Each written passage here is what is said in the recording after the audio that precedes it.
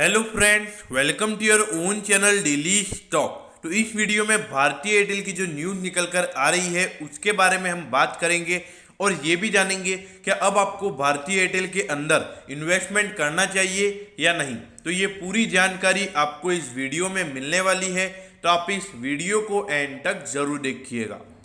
और दोस्तों, अगर आपको रोज इसी तरीके की अपडेट चाहिए तो आप प्लीज़ हमारे चैनल को जरूर सब्सक्राइब कर दीजिएगा, क्योंकि आपको रोज ये सारी अपडेट्स हमारे चैनल के ऊपर मिलने वाली है। तो चलिए शुरू करते हैं। तो ये देखिए, यहाँ पर भारतीय एयरटेल ने एक और नया धंधा चालू कर दिया है। वो अब एडवर्टाइजमेंट के धंधे में भी आ गए हैं। अब जो उन्होंने चालू किया नाम है, उनका जो ब्रांड नेम है वो है एयरटेल एड्स। तो देखिए, यहाँ पर लगातार भारतीय एयरटेल भी नए नए धंधों में आ रही है। पहले से टेलीकॉम इंडस्ट्री का बादशाह तो ये है ही है। देखिए, मैं ये कह रहा हूँ कि 4G सबसे पहले ये लेकर आई थी, जियो बाद में आया था। और उसके बाद भी अगर आप देखेंगे, एयरटेल पेमेंट्स बैंक भी है। उसके अलावा इसका जो ब्रॉडबैंड वाला धंधा है वो भी अच्छा खासा चल रहा है। डिश टीवी वाला धंधा भी इसका चल रहा है।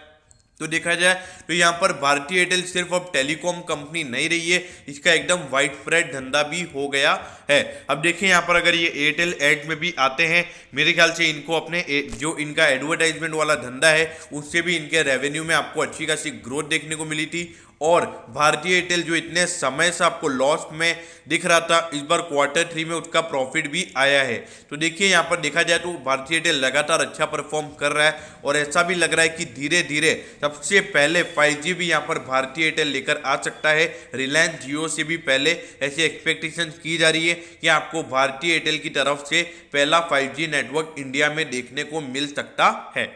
अब ये देखिए, अगर आप प्राइस टू अर्निंग देखेंगे तो देखिए, इसका जो प्राइस टू अर्निंग हो वो पिछले साल का है और इस बार का भी मुझे ऐसा लगता है कि ओवरऑल मतलब पूरे साल का मिला के ये लॉस में ही होगा। लेकिन देखिए, Q3 में इसका प्रॉफिट आ गया था, तो इसने बता दिया कि अब इसमें एक अच्छी खासी रिकवरी आ गई है। और जो भी ये 5G नेटवर्क लेकर आ रहे हैं, तो इनको पता है कि रिलायंस जियो भी 5G लाने में लगा हुआ है। तो रिलायंस जियो का मेन सबसे हमेशा एक मोटिव यही रहा है कि उनका कॉस्ट, वो हमेशा कॉस्ट कम रखते थे ताकि कस्टमर अट्रैक्टिव हो। तो इसलिए यहाँ पर भारतीय एयरटेल ने भी इस बार वो ध्यान में रखा होगा। देखिए, 5G नेटवर्क 4G नेटवर्क से एक्सपेंसिव होगा, ये तो कंफर्म है, लेकिन ज़्यादा एक्सपेंसिव नहीं होगा ऐसा मुझे लगता है। अब अगर आप अब इसका जो सेक्टर है, इसमें रिलायंस जियो से कंपैरिजन नहीं है, ये वोडाफोन आइडिया से। लेकिन देखिए, वोडाफोन आइडिया मुझे इतना अच्छा नहीं लगता है, क्योंकि उसका लगातार कस्टमर बेस गिर रहा है। कस्टमर बेस गिरने के बावजूद भी उस कंपनी का डेट हद से ज़्यादा है, तो मैं उस कंपनी को इतना अच्छे से प्रेफर नहीं करता हूँ। अब ये देखिए, प्राइस टू बुक के मुकाबले मतलब जितना वोडाफोन आइडिया जितना टाइम से आपको मिल रहा है, उसके मुकाबले आपको भारतीय एयरटेल यहाँ पर अभी भी अंडर वैल्यूएशन पर मिल रहा है, अगर मैं प्राइस टू बुक की बात करूँ तो। अगर डिविडेंड की बात करें तो देखिए, यहाँ पर डिविडेंड नहीं के बराबर है भारतीय एयरटेल का। अब देखिए वो क्यों है। देखिए, ये जो डिविडेंड है ये पिछले साल मार्च 2021 तक का है, तो इसीलिए ये आपको यहाँ पर कम नजर आ रहा है। लेकिन इस बार कंपनी प्रॉफिट में भी आ गई है, तो धीरे धीरे अगर यहाँ पर आने वाले 3-4 क्वार्टर्स में लगातार कंपनी और प्रॉफिट रिपोर्ट करती है, तो मेरे ख्याल से डिविडेंड लगभग आपको 1% का होता हुआ नजर आएगा। अब मार्केट कैप देखिए, 3,08,348 करोड़ की इसकी मार्केट कैप है। इंडिया की 12th लार्जेस्ट कंपनी है अगर आप मार्केट कैप से कंपेयर करेंगे तो। अब ये देखिए, 2019 से 20 वाले फाइनेंशियल ईयर में इसको 32,000 करोड़ का घाटा हुआ था। देखिए, 32,000 करोड़ मतलब 32,000 करोड़ घाटे के बाद इस बार इसने तीनों क्वार्टर में अच्छी खासी रिकवरी दिखाई। शुरुआत के 2 क्वार्टर में इसके लॉस कम थे और इस बार तीसरे क्वार्टर में तो कंपनी ने प्रॉफिट ही रिपोर्ट कर दिया था। तो इसलिए यहाँ पर देखा जाए तो लगातार इसके रेवेन्यूज की अगर आप बात करेंगे, तो यहाँ पर अगर बात करूँ मैं ये वाला 2016 वाला साल, 2016 से 17, यहाँ पर इसका मार्केट शेयर खासा ज़्यादा था, आपको पता होना चाहिए। लेकिन उसके बाद जैसे ही जियो की एंट्री आई, फिर ये देखिए कम से कम यहाँ पर देखा जाए 15% की गिरावट इसके रेवेन्यूज में देखने को मिल गई। और अगर प्रॉफिटेबिलिटी की बात करेंगे तो 1/3 इसकी प्रॉफिटेबिलिटी हो गई थी। देखिए, जब तो एयरटेल ऑलमोस्ट मार्केट लीडर हुआ करता था और दूसरे नंबर पे वोडाफोन आइडिया हुआ करता था, लेकिन अभी वो पूरा मोमेंटम चेंज हो गया है। अभी फर्स्ट नंबर पे रिलायंस जियो है, सेकंड पे भारतीय एयरटेल है और थर्ड पे वोडाफोन आइडिया है, जो लगातार अपने कस्टमर लूज कर रहा है। अब ये देखिए 571 पर ये शेयर अभी आपको ट्रेड होता हुआ नजर आ रहा है और इसका 623 का हाई है। अगर आप हाई से कंपेयर करेंगे तो लगभग आपको 54 रुपीज़, लगभग ऑलमोस्ट 50 से 55 रुपये डिस्काउंट पे मिल रहा है।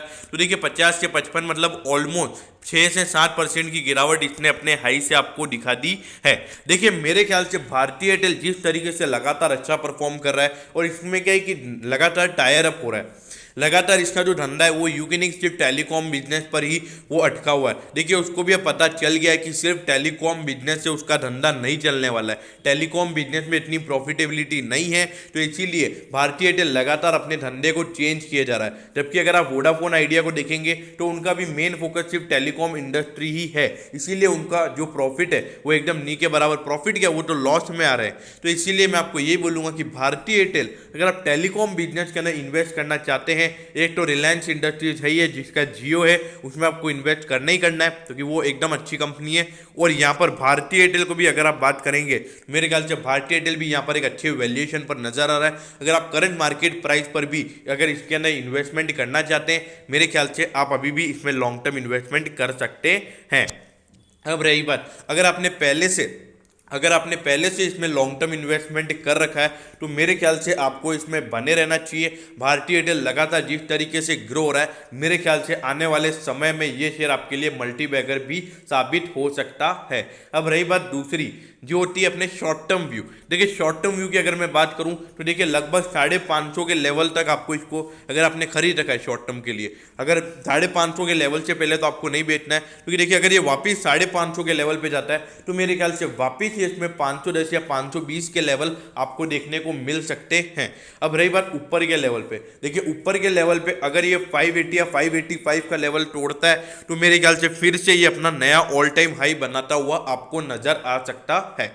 तो दोस्तों जो भारतीय एयरटेल का जो उसने नए धंधे में वो घुस रहा है उसके बारे में जो मैंने आपको बताया वो आपको अच्छे से समझ में आ गया होगा।